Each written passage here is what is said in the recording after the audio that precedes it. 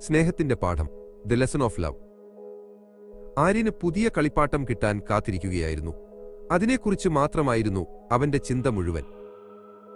അവന്റെ കുഞ്ഞനുജത്തി മീര ഒരു ചിത്രം വരയ്ക്കാൻ സഹായിക്കണമെന്ന് അവനോട് പറഞ്ഞു. പിന്നെയാകട്ടെ മീര, ആര്യൻ പറഞ്ഞു, അവന്റെ കളിപ്പാട്ടത്തെക്കുറിച്ച് ചിന്തിച്ചുകൊണ്ട്. പക്ഷേ മീരയുടെ മുഖത്തെ നിരാശ കണ്ടപ്പോൾ ആര്യന് വിഷമം തോന്നി.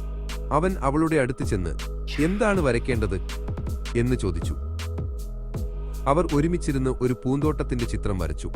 മീരയുടെ ചിരി കണ്ടപ്പോൾ ആര്യന്റെ മനസ്സിൽ ഒരു ചെറിയ സന്തോഷം നിറഞ്ഞു.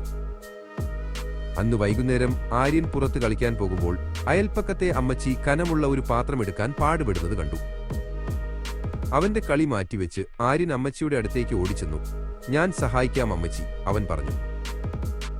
ആര്യൻ ആ പാത്രം എളുപ്പത്തിലെടുത്ത് അമ്മച്ചിക്ക് വേണ്ട സ്ഥലത്ത് വെച്ചുകൊടുത്തു. അമ്മച്ചി അവനെ അനുഗ്രഹിച്ചു. അമ്മച്ചിയെ സഹായിച്ചപ്പോൾ ആര്യന്റെ ഹൃദയം സന്തോഷം കൊണ്ട് നിറഞ്ഞു. മീരയെ സഹായിച്ചപ്പോൾ കിട്ടിയതിനേക്കാൾ വലിയ ഒരു സന്തോഷം.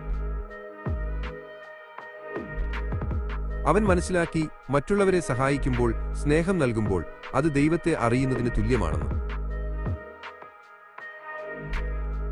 അന്നുമുതൽ ആര്യൻ എപ്പോഴും മറ്റുള്ളവരെ സഹായിക്കാൻ തയ്യാറായിരുന്നു. ഓരോ സഹായത്തിലും അവൻ സ്നേഹവും സമാധാനവും കണ്ടെത്തി. നമ്മളെല്ലാവരും ഒരേപോലെ സ്നേഹിക്കാനും ബഹുമാനിക്കാനും പഠിക്കുമ്പോഴാണ് യഥാർത്ഥത്തിൽ മനുഷ്യത്വമുണ്ടാകുന്നത്. ജാതിയും നിറവുമൊന്നും നോക്കാതെ എല്ലാവരെയും ഒരേപോലെ കാണാനും സ്നേഹിക്കാനും കഴിയണം. നമ്മുടെ സഹജീവികളായ മൃഗങ്ങളെയും സ്നേഹത്തോടെ പരിപാലിക്കണം.